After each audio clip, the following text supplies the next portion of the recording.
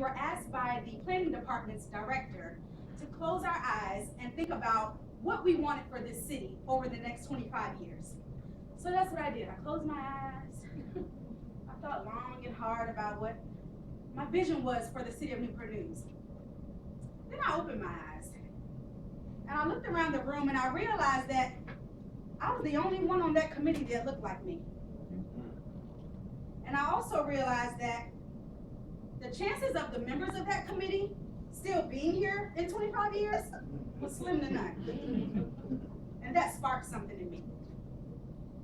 I wanted to be a part of the decisions that are going on in Newport News because I'll still be here with the result of those decisions. Yes, ma'am. And I didn't think the opportunity would come for at least maybe another 10 years. And then Joe Whitaker announced he would not be seeking re-election. And that's when I knew I had my opportunity to not only become a councilwoman, but to make a difference. Yes, ma'am. That is the importance of always being ready. There are 3 different types of people in this world. Those who make things happen, those who wait for things to happen, and those who don't know what happened. Let me tell you all a little bit about myself. I was born right here in Newport News in August of 1985, and I'm the daughter of this beautiful woman who addressed you earlier. But growing up as her daughter was no easy task. But she was molding me into the woman. She was molding me into the woman that you see before you today. I was never able to sleep in on Saturdays and just hang out with my friends. We were always helping someone or some cause, feeding the homeless. I was working registration tables at our parenting classes, before I could walk. So after 18 years of helping everybody, I was done. A little later on, I took off to Baltimore and became a sales coordinator in the hospitality industry. And about 3 months later, I became a sales catering manager. And I was making the hotel a lot of money. And they kept saying how great I was doing, but they weren't reflecting that in my paycheck. So that bothered me a little bit. And so I decided at that job I was gonna work for money. I was gonna hit my numbers and get bonuses. I wasn't getting a job helping people like my mother had done all those years. She was crazy. Then what I call my inner Tina started to come out. Because when the housekeepers were being treated unfairly, it was me who didn't meet with their manager, but the owner of the hotels. That's right. I never have been afraid of anyone or anything. Like I said, I was making the hotel a lot of money and they were giving me awards and all of that, but it wasn't enough. I started to think about a sales career that I could have unlimited income potential and still have a flexible schedule.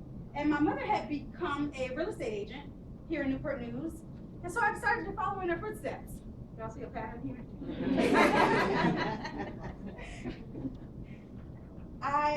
So I'm currently a real estate agent with Vick Realty.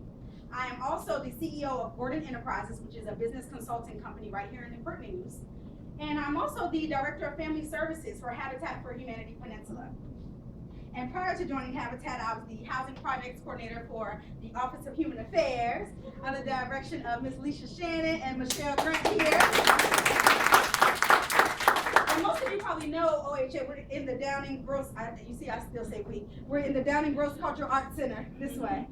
And people know about Head Start and the free lunch program mostly. But through the Office of Human Affairs and Habitat, I've been able to help countless families get their piece of the American dream through homeownership. I've seen the look on the faces of children when they're getting their own rooms for the first time, and a mother that can raise her family in a safe, decent, and affordable home. I've seen what development can do for a community. If you are here with me today, you are now my family. Thank you.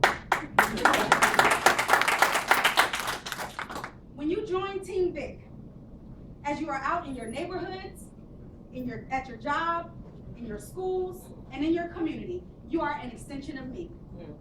So I want you to know what I plan to do when I'm elected to City Council. Right. Here's the technical answers. I want to continue economic development in this city, bringing businesses here to increase job opportunities. Secondly, we need to increase workforce housing. There is an entire class of people who make too much to qualify for government subsidies, but don't make enough to qualify for market rate housing. We're talking about the working poor, people that get up every day and try their best, but can't make ends meet. And it breaks my heart, and that is not who we are as the city. That is not who we are. Lastly, I want to create safer neighborhoods. I plan to bring innovative crime and gang prevention initiatives. Young people need something to do, and they need opportunity in their own neighborhoods. The police are only the Band-Aid. We have to come together as a community and put an end to this, starting in our very own homes. I'm not letting anyone off the hook, not individuals or government. We have to couple government government programs with personal responsibility. And that's the only way we'll find a solution. Now that was my technical answer on why I'm running. Here's the realness of it. This is a movement, ladies and gentlemen. Yeah. Young people all over this city, all over this state, maybe the nation, will see me. And I pray that it sparks something in them. That if a woman that looks like them, that talks like them, and is from the same streets that they're from can be a councilwoman, then no dream is too big. Yeah, that's right. The bar will forever be raised in our community. Another reason is that we have to get a handle on this crime, because I refuse to bury my sons, or your sons, or your daughters, or your nieces, or your nephews. It stops now. 8 out of the 15 homicides committed last year were in the South District. Wow. Something has to be done, and I'm the person to do it.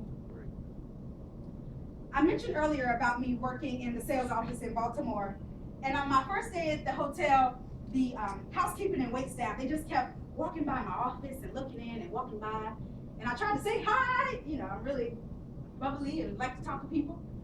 So I tried to say hi and talk to them, but they wouldn't talk to me. They just looked and they kept going. And I, just thought it was weird, but okay. But the next day, a young lady came into my office, Miss Camilla. I'll never forget her. She was about 60 then. She was from Jamaica. And she came into my office and she closed the door, she looked around, and she got very close to me. And she put her hand in my face. And she said, "You listen to me, and you listen to me, good girl. You're the first one of us they let in the office. You mess it up, you mess it up for everybody." Unknowingly, she had given me my first task, to be an example, to be a leader. I will not let what she charged me with go to waste.